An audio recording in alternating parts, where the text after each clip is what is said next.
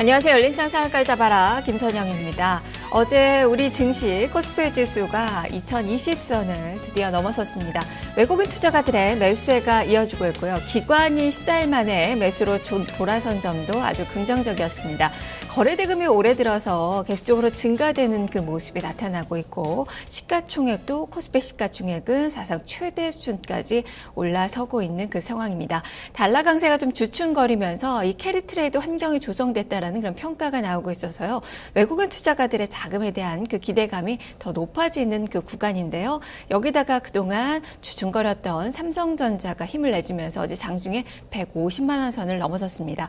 오늘도 이렇게 외국인이 끌어주고 삼성전자가 잘 힘을 받아준다면 우리 주식시장 이제는 2000선 안착에 대한 그 가능성을 더 높여볼 수 있지 않을까 싶은데요. 자, 이런 기대감 갖고 오늘 출발해 보도록 하겠습니다. 자, 열린시장 상한가 잡아라. 지금부터 시작합니다. 먼저 개장 전 주요 뉴스부터 살펴보죠. 문정은 기자입니다. 네, 오늘 아침 주요 뉴스입니다. 먼저 첫 번째 소식입니다. 정부가 올해 바이오 헬스에 3,400억 원이나 투자에 나섰습니다.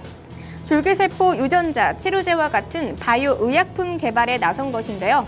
올해부터 정부는 기술 개발, 글로벌 임상 등 각 단계별로 맞춤형 지원을 실시할 예정입니다. 이를 위해 우선 연구개발 분야에서 기업 희망 아이템을 발굴하는 등 제품 제약용 부처 연계 사업을 도입하는데요. 임상 분야에서는 미국 식품의약국, 임상 인허가 획득을 위한 표준 모델을 마련키로 했습니다. 수출과 관련해서는 해외 진출, 컨트롤 타워를 중심으로 지원할 예정이고요. 창조경제혁신센터가 중심이 돼 대중소기업과 협력도 활성화한다라는 계획입니다. 삼성전자가 반도체 핵심 설계 프로젝트를 가동합니다. 이 모바일 기기는 물론 사물 인터넷의 반도체 기술 개발을 위한 도약인데요. 이를 위해 최근 시스템 관련 사업부는 모바일 애플리케이션 프로세서의 자체 핵심 설계의 기술 개발 프로젝트를 시작했습니다. 또한 그동안 퀄컴에 의존해온 스마트폰용 통합칩 개발 프로젝트도 현재 진행 중인데요. 다음 프리미엄 폰부터는 독자 통합칩을 장착한다라는 목표입니다.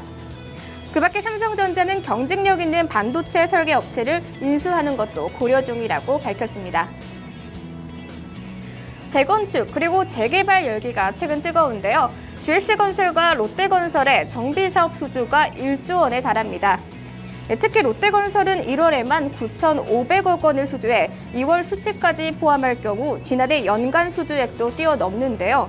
GS건설도 1월 5,091억 원 상당의 도시정비사업 수주액을 기록했습니다.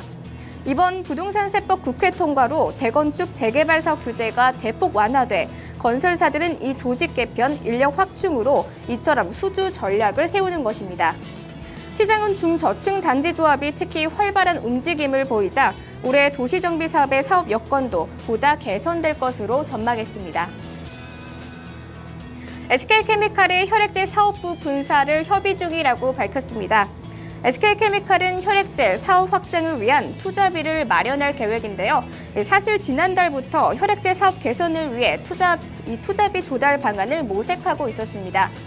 이를 위해 현물 출자를 포함한 사업부의 분사 및 분사법인의 전환상환 우선주 발행에 대해 이 재무적 투자자와 협의 중이라고 전했는데요. 이어 SK케미칼은 구체적인 시기와 방법은 재무적 투자자의 모집 결과 등에 따라 결정될 예정이라고 밝혔습니다. 마지막 소식입니다. 효성그룹이 동아원 계열 자회사인 FMK를 인수한다라고 밝혔습니다. 효성은 동아원의 명품 수입차 판매사인 이 FMK의 지분 100%를 약 200억 원에 인수하기로 전했는데요. 이번 인수를 통해 효성은 고급 수입차 시장에서 시장 점유율을 확대해 나간다라는 방침입니다. 반면 동아원은 악화된 그룹 재무 구조를 개선할 예정인데요. 지난해 영업 손실이 700억 원 이상 순손실을 나타내기도 했습니다. 앞으로도 동아원은 비핵심 계열사들을 매각해 이 자사의 신용 등급을 회복할 것이라고 전했습니다. 지금까지 오늘 아침 주요 뉴스였습니다.